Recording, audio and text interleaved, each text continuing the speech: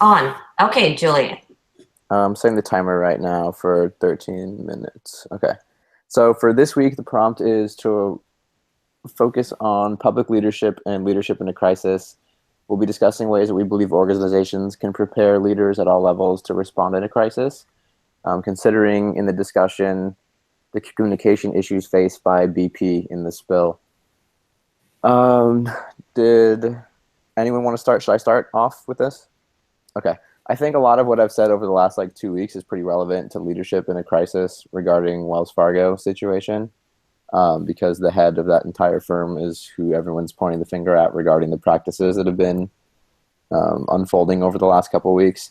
But just to discuss, I guess, the topic from the BP part, in 425 of our textbook, the text cites that the CEO of BP, after the explosion of the Deepwater Horizon rig, was more looking after his own self-interest as opposed to assuming fault and trying to fix the situation at hand. He was quoted saying such things as he wanted his life back. I'm sure he was bombarded with lots of publicity issues and legal matters and board meetings, and apparently he couldn't handle it because within a short period of time he was replaced.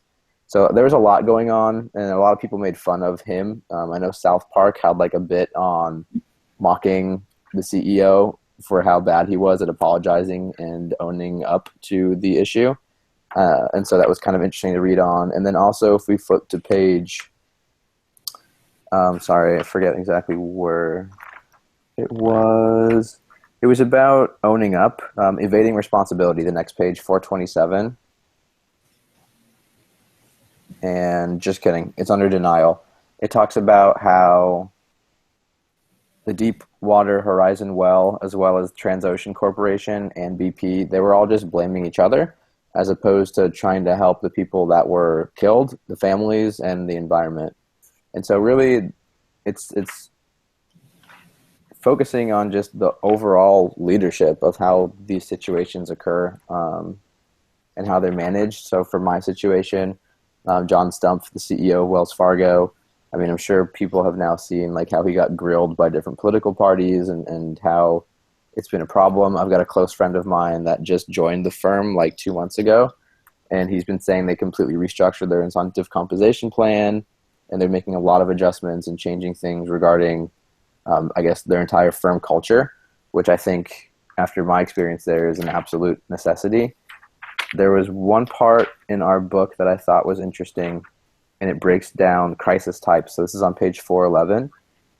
Just from my examples regarding Wells Fargo, I think the 10 types of crises that are kind of outlined, Wells Fargo would really have issues with public perception and product, as well as human resource, because this is something that's obviously caught in the public eye. So it's getting a lot of on air time, and a lot of people. So I work at JP Morgan Chase. So a lot of my banker partners are receiving a lot of new accounts and relationships because people at Wells Fargo are leaving and coming over to a different bank because they're really uncomfortable with what's happened. Um, Product and service, that all falls hand in hand. The people over at Wells Fargo were opening fake accounts or secondary or third accounts, credit cards without people's approval. So that's part of a product and service.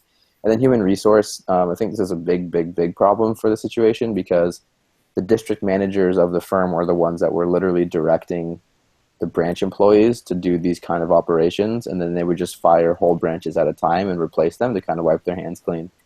So that's clearly a human resources issue, and something that definitely needs to get addressed. I think it's great that the CEO is really the one that has to take the reins on this.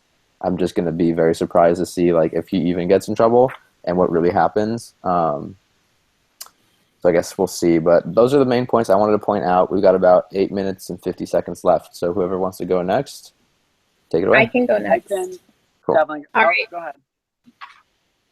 Oh, I was just going to talk about the BP oil spill and the pre-crisis leadership. So it kind of states in our text that it's the leader's job to be alert to warning signs and identify potential trouble spots. This was definitely not done by the CEO. It was well known that it was a very unsafe environment on the deck of the ship.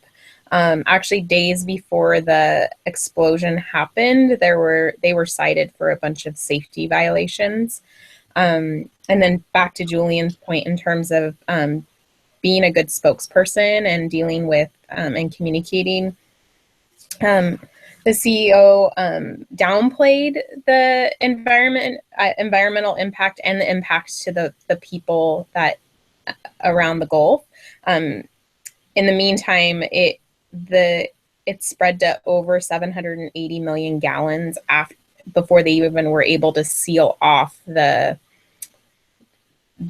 well. So I just think if there was a crisis communication plan or some sort of plan in place, I think they would have been able to prevent the amount of damage there potentially was to people and obviously save the lives of others. So there was a lot of, even though I know the CEO, he was kind of not the best person to deal with the situation, but I almost think it probably stemmed even further down, like the checks and balances. And he happened to be, obviously the scapegoat because they replaced him, and he deserved to be replaced because when you're a CEO, you have all that responsibility. And of course, everybody wants their life back, but that was just him saying that he wanted his life back was kind of downplaying the people who lost their, significant others in the explosion. And I just think it's just like a horrible example of how somebody could act during a crisis, but hopefully other people will learn from it. So, all right, take it away. Sure. I can go next. Kind of starting with public leadership, I feel like, to me at least, like charismatic leadership and public leadership really go hand in hand, because to be an effective public leader or to effectively like lead in public, and this kind of goes with public speaking too, you have to be charismatic. Otherwise, I mean, who's going to like you? And this kind of goes hand in hand, I feel like, too, with just like what I was kind of saying before the call, we were chatting about the presidential debate that we just saw. And with Hillary and Trump, I mean, granted, yes, it was kind of just a back and forth bashing of each other, I feel like. But at the same time, it was almost a competition of like who was trying to be more charismatic. And I feel like they were just trying to bash each other down and like tear apart each other's charisma almost.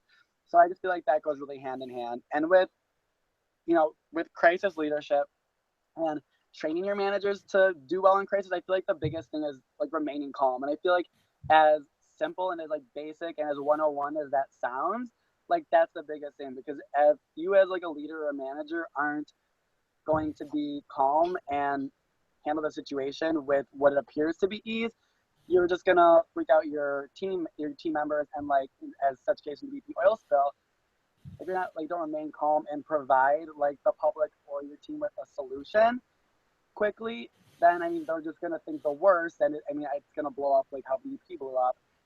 And I know the article I was just kind of like skimming at on PBS just explained how poorly BP used like the settlement money after the spill, like what they use it for. They use it in like 4 ways. I don't remember exactly what they use it for, but I just remember reading the article and how they didn't utilize that money to the best of their ability. So I think, like I said, remaining calm is the biggest thing when it comes to dealing with crisis. Okay. We're kind of short on time, so. So you guys know that I work at Pacific Gas and Electric, and that's a utility company. We have gas pipelines. And 10 years ago, we had an explosion, and we are really good at dealing with crisis, and we have to, because at any given time, there could be an explosion somewhere. There could be down power lines. There could be anything. Even weather related, we are proactive.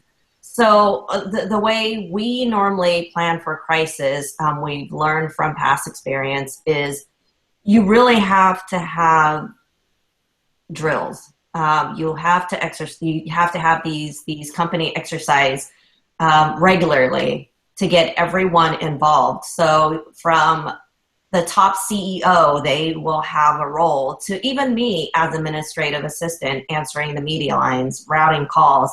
So we have this thing called Book of All Knowledge, and in there we will have step-by-step tutorial of what you need to do at any given moment during any crisis. It could be an earthquake. It could be a storm, whatever it is. We named it, and this book of all knowledge is something that we turn to.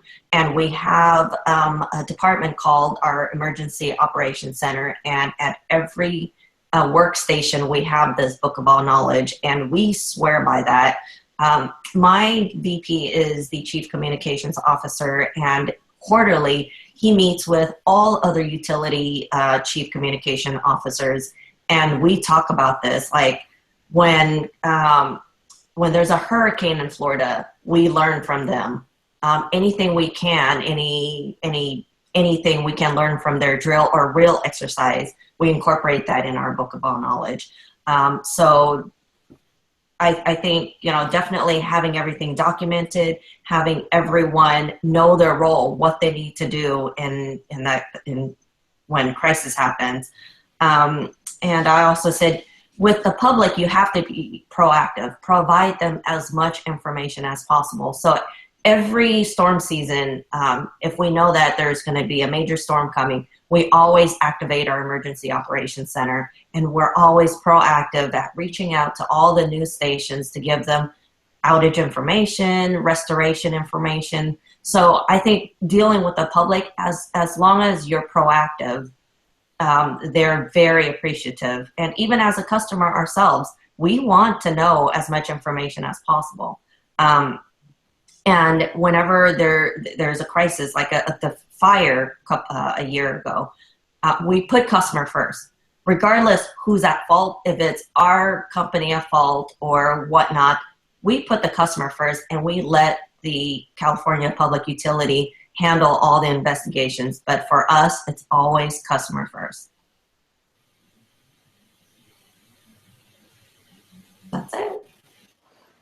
That's pretty cool. We got about a minute left until at the 13 mark. But one thing I was going to also mention, just being in like the finance industry and how this is like such a difference in terms of like leaderships in the spotlight. I don't know if you guys remember, maybe about 4 years ago, like the London whale, they called it with JP Morgan, where we lost like a large amount of money very, very quickly.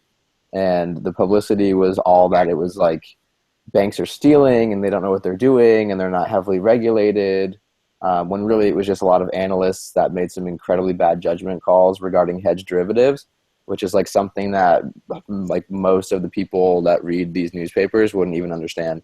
And so the scrutiny was crazy because the firm was like under a lot of pressure. And it was kind of cool because our CEO for Chase, not to like tout my own horn for the company, but like he's just very well spoken for, and he's an incredible banker.